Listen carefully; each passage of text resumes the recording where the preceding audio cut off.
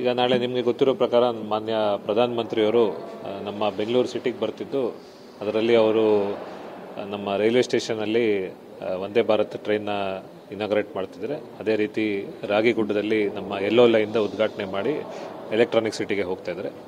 ಇದಕ್ಕೆ ಸಂಬಂಧಪಟ್ಟಂಗೆ ನಮ್ಮ ಬೆಂಗಳೂರು ಸಿಟಿ ಟ್ರಾಫಿಕ್ ಪೊಲೀಸ್ ವತಿಯಿಂದ ನಾವು ಕೆಲವು ರೋಡ್ಗಳನ್ನ ನಿರ್ಬಂಧ ಮಾಡಿ ಡೈವರ್ಷನ್ಸ್ನ ನಾವು ಸಜೆಸ್ಟ್ ಮಾಡಿದ್ದೀವಿ. ಬೆಳಗ್ಗೆ ಹೊತ್ತು ಭಾಳ ಮುಖ್ಯವಾಗಿ ನಮ್ಮ ಶೇಷಾದ್ರಿ ರೋಡ್ ಏನಿದೆ, ಕೋಡೆ ಸರ್ಕಲಿಂದ ಹಿಡಿದು ಅಪ್ ಟು KR ಸರ್ಕಲ್ನ ನಾವು ನಿರ್ಬಂಧ ಮಾಡಿ ವೆಹಿಕಲ್ಸ್ನ ಡೈವರ್ಟ್ ಮಾಡ್ತಾ ಇದ್ದೀವಿ VIP ಮೂಮೆಂಟರಗೋಸ್ಕರ. ಅದೇ ರೀತಿ ಲಾಲ್ಬಾಗಲ್ಲಿ ಫ್ಲವರ್ ಶೋ ಏನು ನಡೀತಾ ಇದೆ, ಅದರಲ್ಲಿ ನಾರ್ತ್ ಗೇಟ್ ಮತ್ತು ವೆಸ್ಟ್ ಗೇಟ್ಗೆ ನಮ್ಮ ಲಾ ಆ್ಯಂಡ್ ಆರ್ಡರ್ ಅವರು ಲಾಲ್ಬಾಗ್ ಅಥಾರಿಟೀಸ್ ಹಾರ್ಟಿಕಲ್ಚರ್ ಡಿಪಾರ್ಟ್ಮೆಂಟ್ ಅವ್ರಿಗೆ ಅದನ್ನ ಕ್ಲೋಸ್ ಇಟ್ಕೊಳ್ಳೋಕೆ ಹೇಳಿದ್ದಾರೆ. ಬೆಳಗಿನ ಸಮಯ VIP ಮೂಮೆಂಟ್ ಇದ್ದಾಗ ಅದಕ್ಕೆ ಅವರು ಒಪ್ಕೊಂಡಿದ್ದಾರೆ ಅಂತ ನಮಗೆ ಹೇಳಿದರು. ಅದೇ ರೀತಿ ಎಲೆಕ್ಟ್ರಾನಿಕ್ ಸಿಟಿ ಫ್ಲೈಓವರ್ ಏನಿದೆ, ಎಲಿವೇಟೆಡ್ ಹೈವೇ ಏನಿದೆ, ಅದನ್ನು ಬೆಳಗ್ಗೆ ನಾವು 9:30ಯಿಂದ 2:30ವರೆಗೂ ಎಂಟೈರ್ ಸ್ಟ್ರೆಚ್ನ ನಾವು ನಿರ್ಬಂಧನೆ ಮಾಡಿದ್ದೀವಿ. ವೆಹಿಕಲ್ಸ್ ಎಲ್ಲ ಕೆಳಗಡೆ ಹೋಗಬೇಕಾಗತ್ತೆ. ಅದೇ ರೀತಿ ಹೆವಿ ವೆಹಿಕಲ್ಸ್ ಏನಿದೆ ನಾವು ಸಿಟಿ ಒಳಗಡೆ ಯಾವುದೇ ಕಾರಣಕ್ಕೂ ನಾಳೆ 11 o'clock 11:30ವರೆಗೂ ನಾವು ಬಿಡೋದಿಲ್ಲ.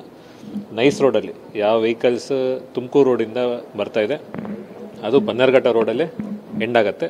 ಬನ್ನರ್ಘಟ್ಟ ರೋಡಿಂದ ಅವರು ತಮಿಳ್ನಾಡು ಕಡೆ ಹೋಗ್ಬೇಕಂದ್ರೆ ಜಿಗಣಿ ಆನೇಕಲ್ ಮುಖಾಂತರ ಅವರು ಹೊಸೂರು ಕೃಷ್ಣಗಿರಿಗೆ ತಮಿಳ್ನಾಡು ಮುಖಾಂತರ ಹೋಗ್ಬೋದು. ಬಟ್ ಅದು ಬನ್ನರ್ಘಟ್ಟ ರೋಡ್ಗೆ ನಾವು ಅದನ್ನು ಕೊನೆ ಮಾಡಿದ್ದೀವಿ.